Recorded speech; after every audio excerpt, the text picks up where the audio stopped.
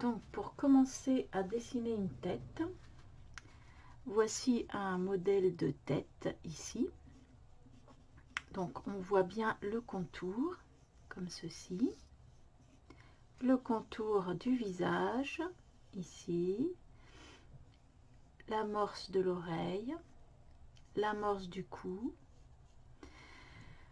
Donc pour commencer à dessiner, on a mis des repères ici qui correspondent à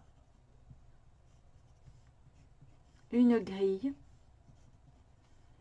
qui fait 4 cases de hauteur et normalement 4 cases à la verticale. Ici on ne visualise pas les cases à la verticale car comme c'est pas un visage vu de face, ça ne nous intéresse pas vraiment. On s'intéresse donc au découpage ici horizontal. C'est un repère important car la moitié du visage passe par les yeux.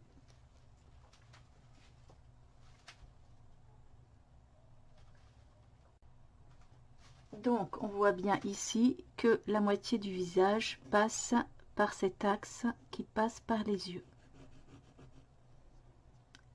Et l'oreille dépasse légèrement. Ensuite, l'autre axe qui est juste en dessous correspond à la partie juste en dessous du nez.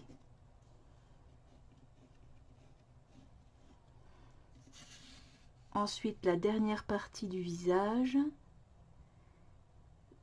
se trouve en bas du menton.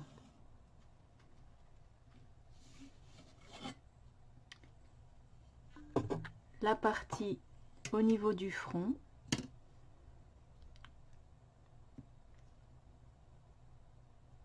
correspond aux 3/4 du visage. Et la dernière partie se situe tout en haut de la tête.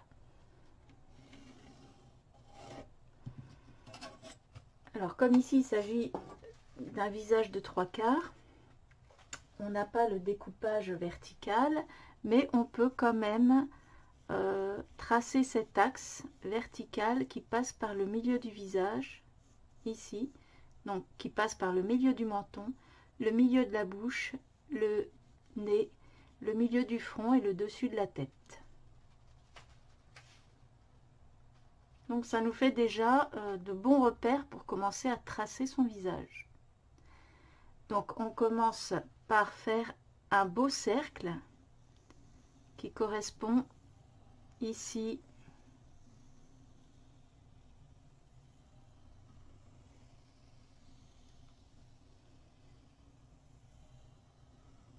à l'arrière du crâne. Voilà, c'est le repère pour commencer à tracer donc ce visage, un visage de 3/4, hein, parce qu'après on peut utiliser cette construction pour faire n'importe quel visage. Mais donc comme ça on n'oublie pas de tracer l'arrière de la tête. Et ensuite avec cet arc de cercle on trace ensuite un œuf.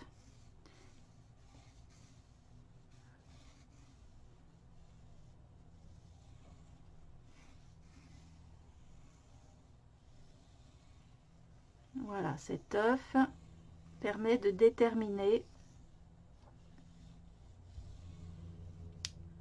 la dimension du visage,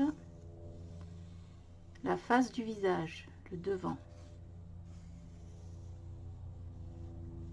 Et grâce à cette construction,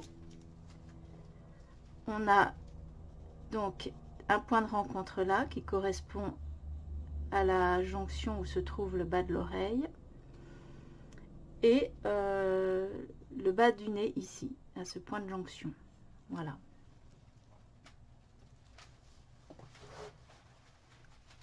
Donc si on enlève notre modèle en dessous, il nous reste ces repères. Donc, grâce à ces repères, on peut commencer à dessiner notre nouveau visage. On ne fera pas d'erreur de construction. Donc, on va déjà placer un œil ici, donc qui correspond à un trou, qui sera plus ovale ici que dans cette partie, sachant malgré tout que là, l'œil, il ne faut pas le faire trop à droite ou trop à gauche. Donc je vais reprendre mon modèle et je vais vous montrer comment tracer un nouveau repère. Comment tracer un nouveau repère qui nous permet de bien positionner l'œil sur la partie de droite ici. On va donc tracer la parallèle de cet axe-là, en passant par le coin de la bouche. Donc je trace mon axe ici, qui passe par le coin de la bouche, qui est parallèle à cet axe-là.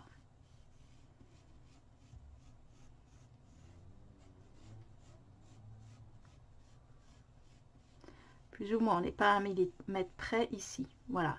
Et là, je vois que ça correspond au début de l'iris. D'accord? Donc, j'enlève le modèle du dessous. Et donc, je sais que mon œil, il va se trouver ici.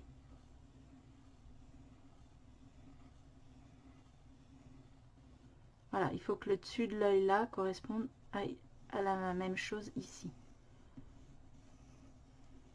Voilà.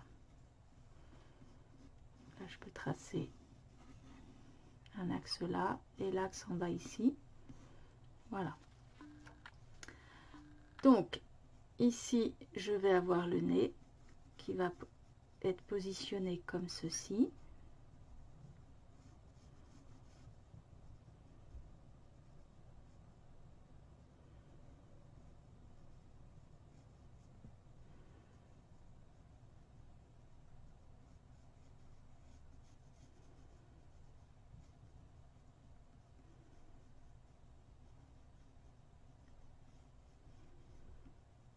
Alors, je fais un tout autre visage là. La bouche qui va venir ici.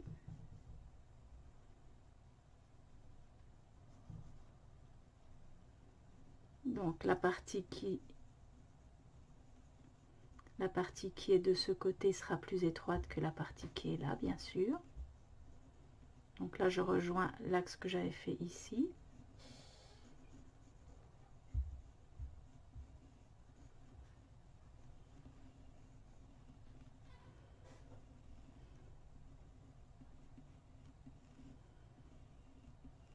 Voilà. Donc ça pour tracer ma bouche. Ensuite, je vais faire mon œil. J'ai fait là l'orifice auriculaire, mais maintenant je vais tracer mon œil.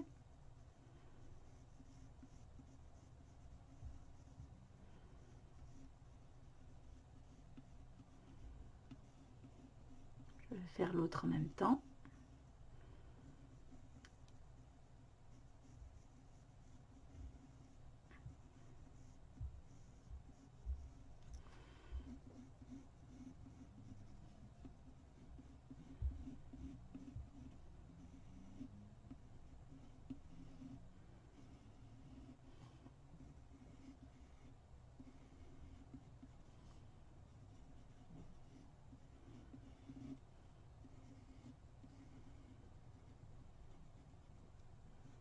Je positionne l'iris, la pupille.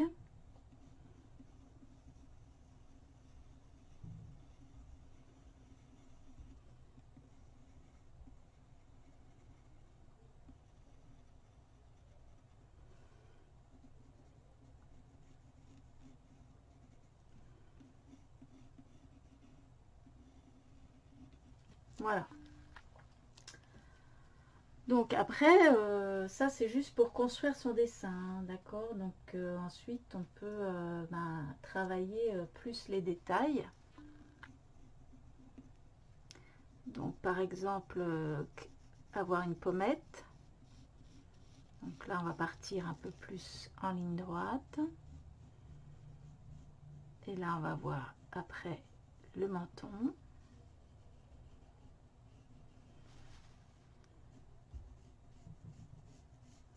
Après tout dépend de si vous voulez dessiner un homme, une femme.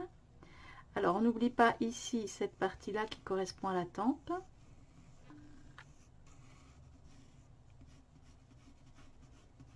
Voilà, donc toute cette partie là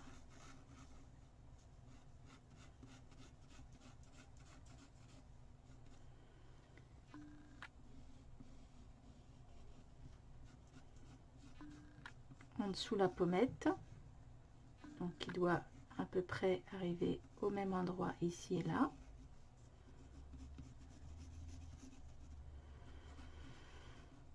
Et là la tempe, et ensuite on peut faire le départ des cheveux. Donc, par exemple, si je fais une femme, je vais faire des cheveux bouclés.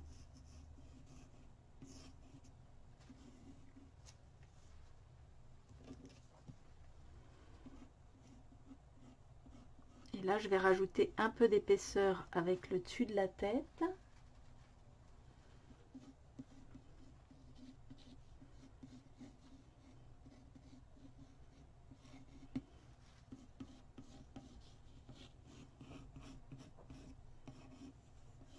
Voilà, je rajoute un peu d'épaisseur, car le cheveu n'est pas un cercle, mais une texture faite de plein de cheveux différents. Et là, je fais le début de l'oreille ici.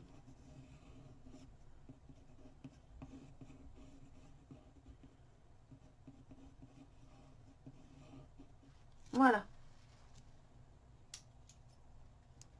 Donc après, vous n'avez plus qu'à récupérer ces traits de construction sur une feuille de papier, maintenant qu'on... et à faire un dessin plus en finesse. Là, c'est vraiment du tracé un peu grossier.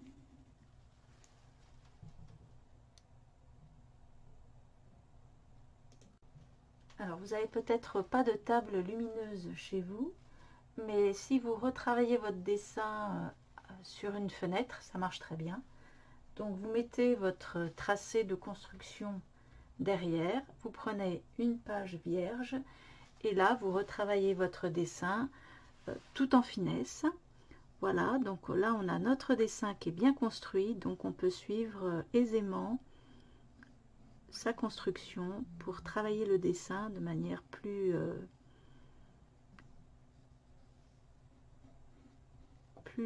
léger au début.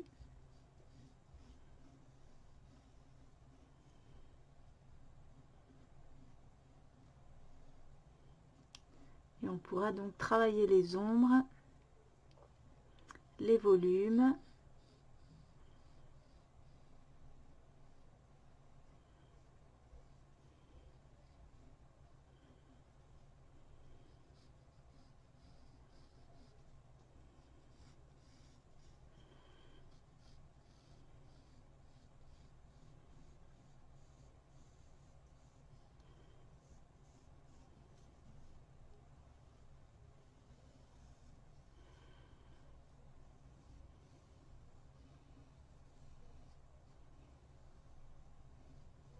Donc là, je m'applique juste à refaire les contours, hein, que je peux même remodifier légèrement pour certains, comme les cheveux. Je ne suis pas obligée de refaire cette chevelure. Je peux faire complètement quelque chose de différent.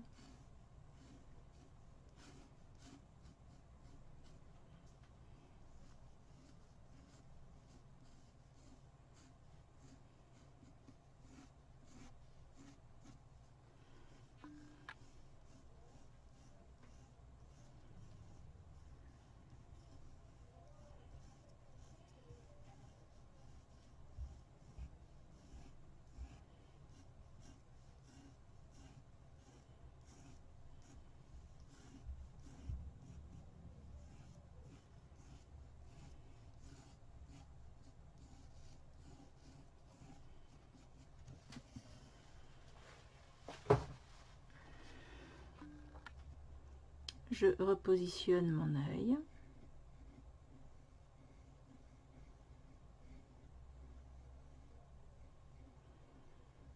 Là, je vais laisser de quoi faire un reflet dans l'œil, même peut-être deux.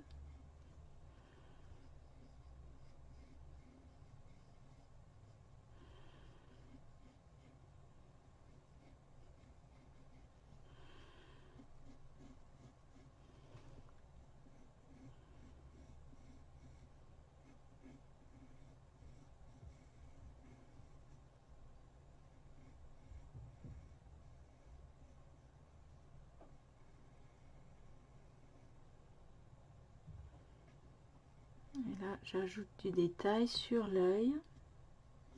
Donc, le bas de l'œil, on voit l'épaisseur de la peau, hein.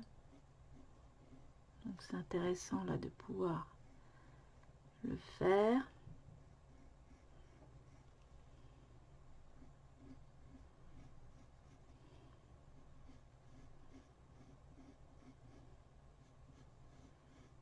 Là, c'est le pli ici de la paupière au-dessus de l'œil.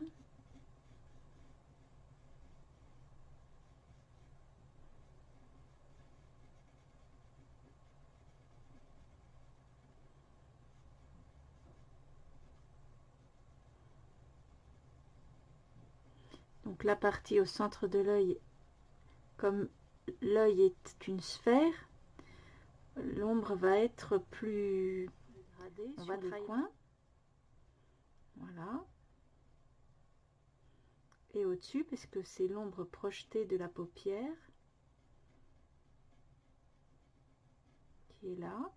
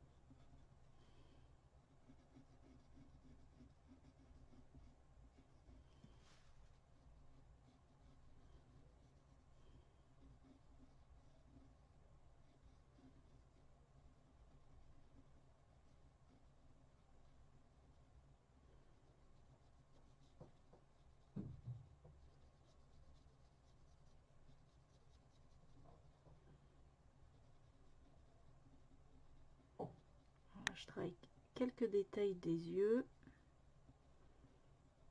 Mais c'est pas l'objectif de faire du dessin très réaliste.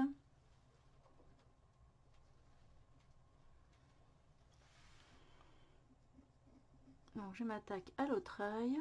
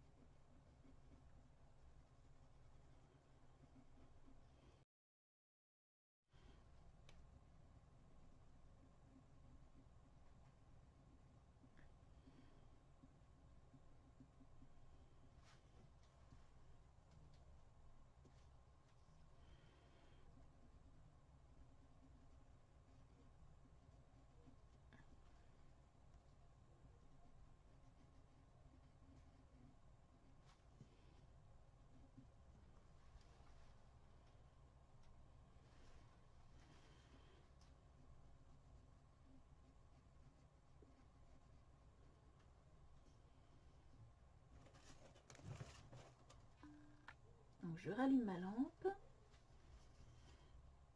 Et je refais mon tracé, que là aussi je peux de nouveau modifier à ma convenance. Hein. Je ne suis pas obligée de refaire exactement comme j'avais fait. Mais au moins pour la construction, je sais quand se termine ma bouche et quelle dimension ma bouche doit avoir sur ce côté-là.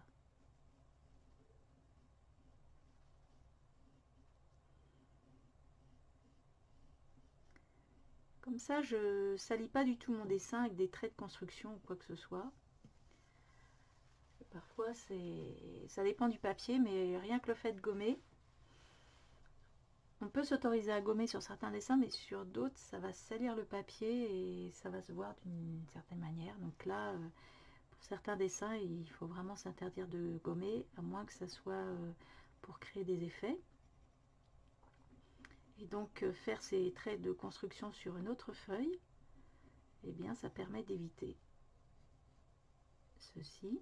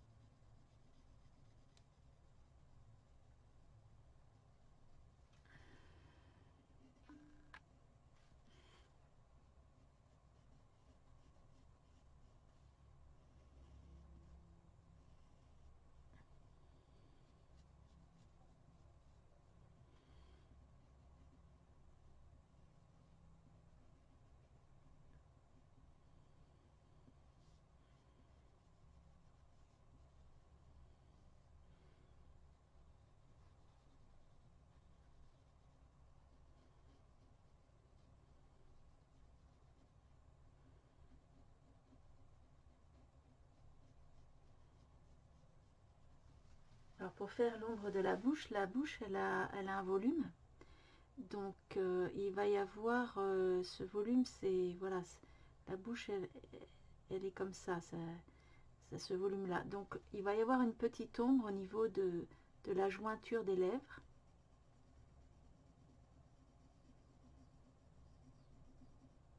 Et puis juste en dessous ici, il va y avoir l'ombre portée, l'ourlet de la lèvre qui part vers le bas. Donc ça, cette ombre là, on peut la faire plus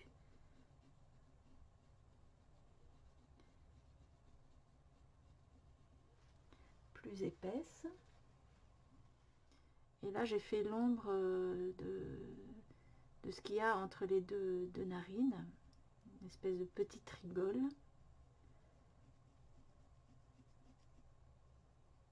Là je peux faire dans une espèce de petite lune, une ombre portée du nez.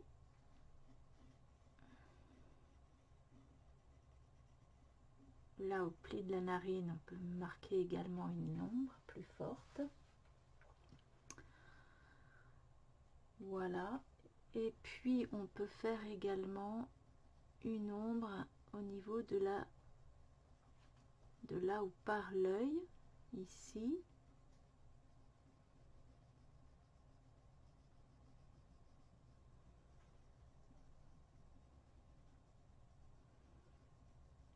Et là, un volume en dessous de l'œil. Pour créer un volume en dessous de l'œil, on laisse un espace blanc ici. Et on fait une petite ombre juste en dessous, comme ça.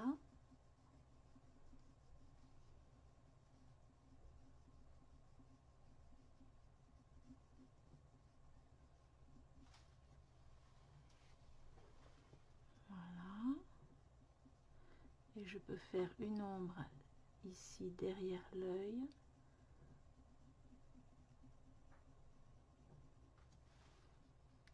Qui rejoint là.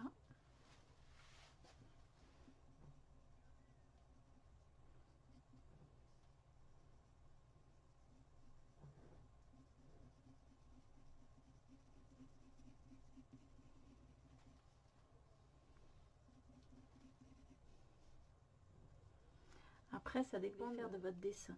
Soit vous voulez faire un dessin juste, un dessin de tracé, et donc c'était même pas nécessaire de faire les ombres qu'on a faites là. Soit on travaille un peu plus d'ombres, quelques ombres pour accentuer quelques volumes. Ou alors on s'oriente vers un dessin très réaliste. À ce moment-là, c'est un dessin qui peut durer plusieurs heures pour bien travailler chaque ombre différente.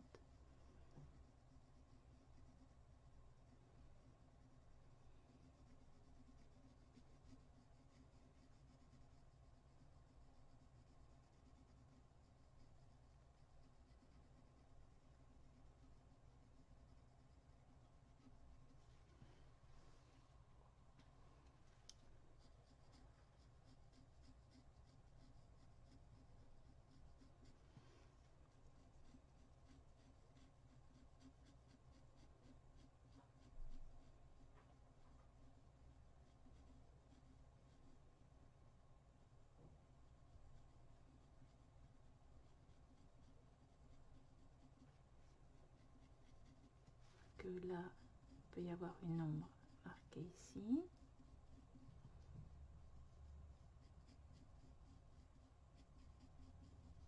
Il peut y avoir également une ombre qui part de là et qui fait toute cette partie.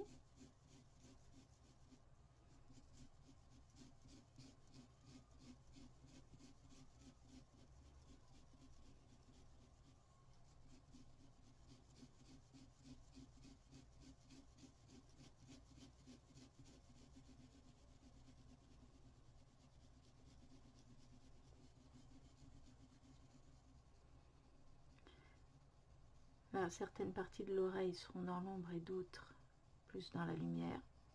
Après, ça dépend aussi de l'éclairage, mais bon.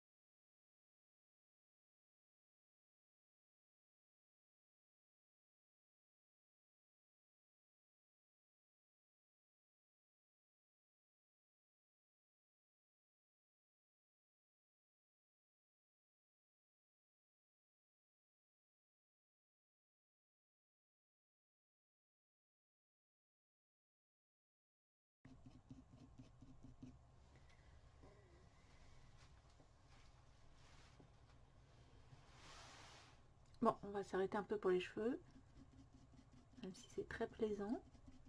On va essayer de faire un petit peu les sourcils.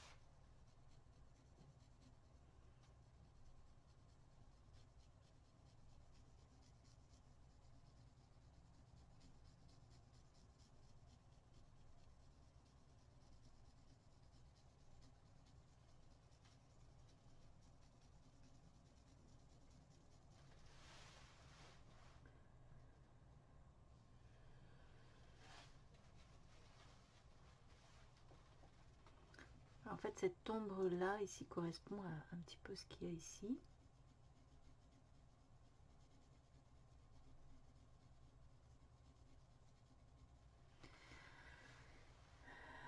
Je pense que cette partie est en pleine lumière, donc voilà, il y a des choses que... Des parties, je vais laisser très en lumière ici.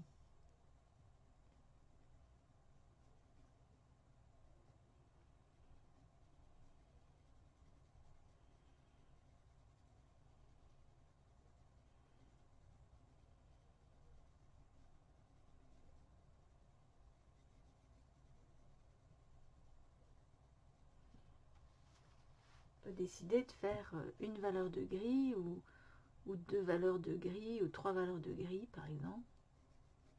Aussi, je vais faire une valeur de gris là qui correspond un peu à cette valeur de gris ici.